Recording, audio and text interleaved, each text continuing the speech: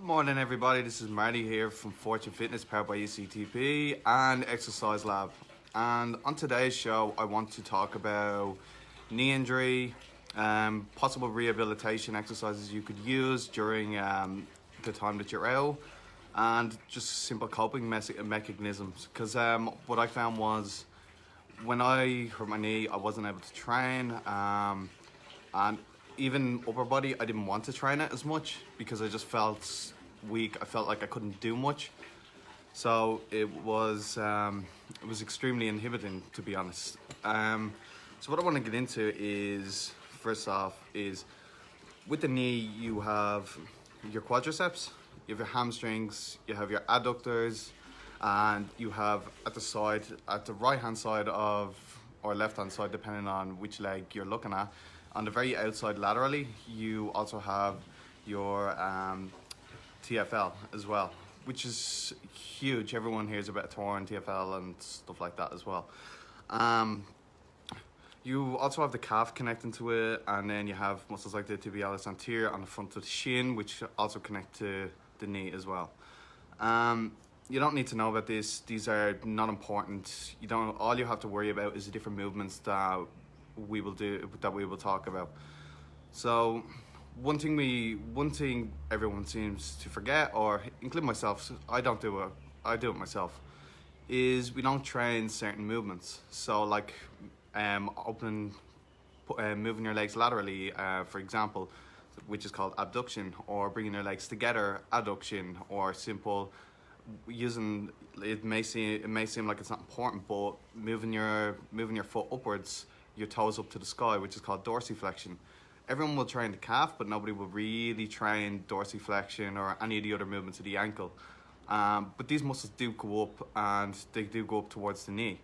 So what I would suggest is, when you are training, to try look into different methods of doing like adduction, abduction, even look at the hips. Sometimes people might not, even though the iliopsoas doesn't connect to the knee, it's one of these things that people should definitely look into as well, is hip, because what happens when you get an injury, or if you haven't been using that part of the body for a long time, what can happen is you start to overcompensate with other muscles. And if you start overcompensating with other muscles, you are going to start struggling, you're going to have issues in the long term, and as some people like to say, muscles won't be firing up efficiently. I don't like that term, firing up, but it's generally what's being used or thrown around these days. But if something's not contracting properly, which is what I would say, it means that it's possibly going to cause you issues, and that's going to be generally the main problem. So with the movements of the knee, as I said, we also have flexion and extension. Everyone does that when they do squats. So you do a squat, you work on extension, because resistance is actually against you on the way back up and not the way down. But if you are doing something, for example, like a hamstring curl, that'd be working flexion of the knee. And this is another one. People don't often do hamstrings as much as they would do the quadriceps. And it could be a small issue, like the quadriceps could be causing issues. It could be not firing correctly, or maybe people are doing deadlifts for the hamstring and they're only working one part of the motion, which is the hip extension part of the hamstring. So what I would recommend is look into the back of the knee. What can you work on? How can you train that? How can I do a full range in my hamstring curl? I know at home we're stuck in isolation and there's not much you can really do, but just have a look online, see at home curls. I've seen many variations of hamstring curls for at home use, and there's been some fantastic ones which I'd highly recommend you start doing. Adduction is another one. I've yet to do a video, but one of the things I like to do is I put a resistance band is in the door, and literally just move my legs inwards. It's quite simple to do. I'll probably do a later video on that, but look into adduction of the hip, which generally is one of them things I would use for muscle rehab. And abduction as well is another one that seems to be forgotten. Abduction is great as well for just rehabilitation and strengthening them areas around the hip and the knee, which could be causing possible limitations for yourself. Now, as I said, when I was out, I was I got a bit depressed over it, to be honest, and it's quite hard getting back into it. But as I said, like, the muscles and everything that I tried to target were the muscles that I wouldn't normally use when I was out with my knee dislocation. So I was able to start firing up the hamstrings more, the adductors, and hitting abduction as well. And one thing I found when I was doing all this was I started to get better in a rapid amount of time. Like, I think it was 8 weeks before I was pretty much walking perfectly, deadlifting and doing leg press again. 8 weeks after a leg dislocation is incredible. Now it's been about 16 weeks and I've hit 200 kilos on my deadlift. Now, I was told I was told it's going to get pains for a year longer, which I am. I'm still getting pains. I'm still having issues with that. But the rehabilitation that I've been doing seems to have worked. So as well, if anybody has questions or if anybody wants to know more about these rehabilitation techniques or ways that I could even teach you how to do some, or even exercises just to help you out, well, just give me a message and I'm happy to do that. So feelings about losing muscle and gains is a big one for a lot of people. You're sitting down, you're idle, you're in isolation, you feel like there's nothing you can do, you're doing home workouts, blah blah blah, all of that sort of stuff. I found since being stuck at home, I have lost a bit, I've gained a bit on my stomach. This is all natural. I'm not moving as much as I used to. I was working 5 to 6 days a week. I was constantly on my feet. I was building stages, doing stuff like that as well. And now I'm sitting at home, I'm watching Netflix more, I'm getting to catch up on all my favourite shows like everyone else, and I'm doing some work at home, and that's all I've been doing. And even the workouts and everything is not as efficient as going to a place that you love, or going to the gym and being able to just go to your favourite piece of equipment. I have to try figure out how can I work hamstrings, or how can I work many different muscle groups by just using what I have at home. And it's not efficient, it's not a great thing to be doing, but you shouldn't be worried about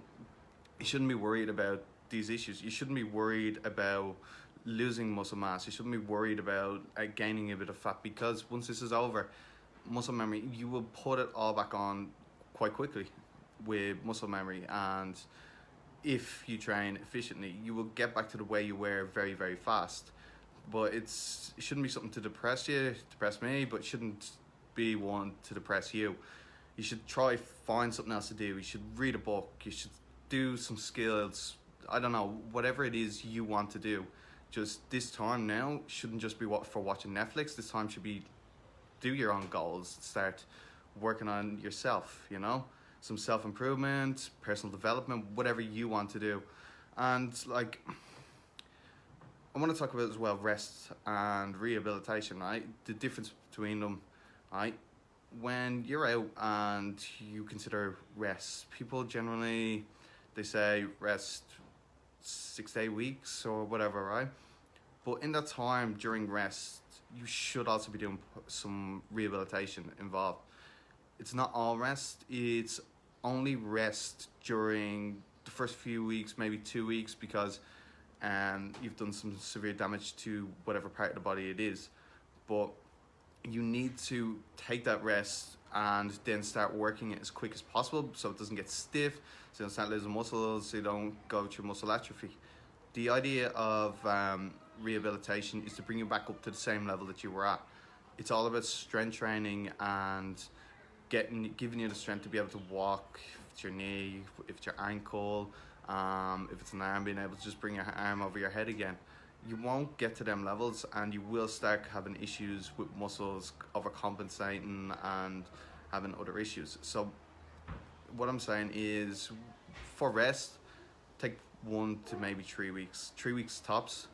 I would say 2 weeks personally, because when I did my knee, I was actually training after a week and I should have gave it maybe a bit longer, but I didn't, and it was causing me a lot of pain during it, and I should have definitely left the rehab to maybe about 3 weeks after. But I'm walking now fine and the injury is rapidly healing, so I can't really complain about that. But I do recommend you take things slow. You if it's your knee, for example, work extension, work flexion very slowly. Do leg press in the ranges that that your body allows you to move. If you don't have full range, only work that small portion of the range, and you'll find after a few sets you might be able to do full range. It'll hurt a bit, but don't push it. Do it to your ability. Say my hamstring curls, if it's a knee, adduction as well, or abduction. Now I'm gonna finish on that. But if anybody has any questions about even nutrition, they can get in touch with Elise Crafts. If you have any sort of exercise issues, or you want to know more about exercise, just give me a shout. We also, for my company Exercise Lab, we also teach courses if you're interested in learning about our injury rehab, or even just myself and Elise, we run our own business called Fortune Fitness powered by ECBT. If you're looking for any sort of personal training, boot camps, or even supplementation, just give us a shout and let me know if this information was valuable for you. If you want any more videos, if you want to know about nutrition or anything, I can get Elise involved. So let me know what you think, guys. Thank you.